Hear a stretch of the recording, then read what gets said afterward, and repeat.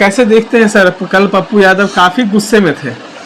गुस्से वाली बात नहीं है। यहाँ गुस्सा, यहाँ तो देखिए नियम कानून से देश चलेगा ना, कि गुस्सा से चलेगा। बहुत ही सख्ती के साथ है, उसमें कोई किंतु परंतु वाली बात नहीं रहती। आप पप्पू यादव हो, हप्पू यादव हो, गप्पू यादव हो, उससे फर्क नहीं पड़ता है। IRS ऑफिसर रहता है और उसका यही काम रहता है कि वो सभी चुनाव प्रत्याशियों पर नजर रखता है कि आप चुनाव आयोग ने जो खर्चे की सीमा तय की है आप उसको क्रॉस तो नहीं कर रहे हैं। प्रचार वाहनों का जो नंबर है वो रजिस्टर्ड नहीं होगा, उसकी सूचना नहीं दी गई होगी और इसी आधार पर वो जब्त कर रहे हैं। पप्पू यादव कह रहे थे कि हमको मरवाने की भी साजिश रची जा रही है।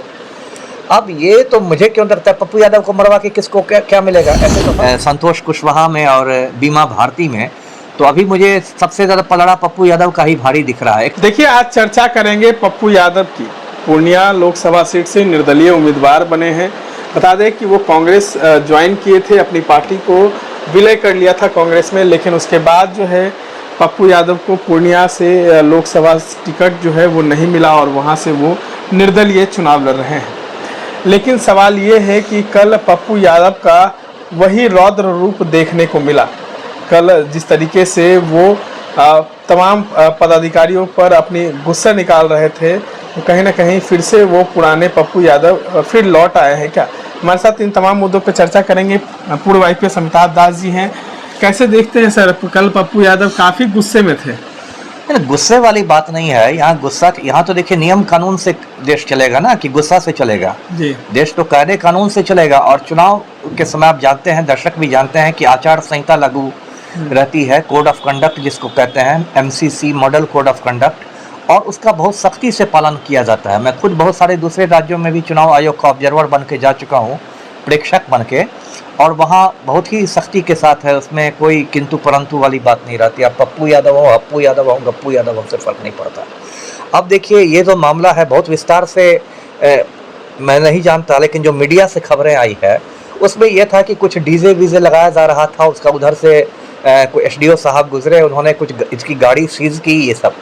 अब इसमें 2-3 बातें हैं। पहली बात है कि कोई भी उम्मीदवार यदि चुनाव लड़ता है तो उसके जो भी प्रचार वाहन होते हैं, 10-20 जितने भी प्रचार वाहन, उस सब के नंबरों को उसको रिटर्निंग ऑफिसर को सूचित करना पड़ता है, निर्वाची पदाधिकारी को, जो लोकसभा चुनाव में जिलाधिकारी रहता है, DM रहता है। ऐसा इसलिए रहता है क्योंकि चुनाव आयोग ने लोकसभा चुनाव में और विधानसभा चुनाव में भी एक खर्च की राशि तय की हुई है ना। अब ऐसा नहीं कि आप 100 करोड़ खर्च कर दे, 200 करोड़ खर्च कर दे, उसकी एक राशि तय है।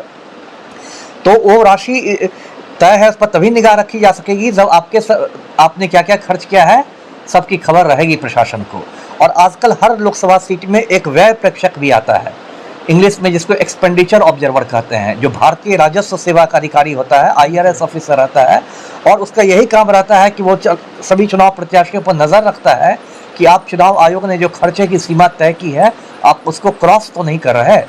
तो जो मेरी समझ है, कानूनी समझ, मुझे लगता है कि जो भी SDO साहब होंगे, हो सकता है उन्होंने उन गाड़ियों को पाया हो कि उन प्रचार वाहनों का जो नंबर है वो रजिस्टर्ड नहीं होगा, उसकी सूचना नहीं दी गई होगी और इसी आधार पर वो जब्त कर रहे होंगे।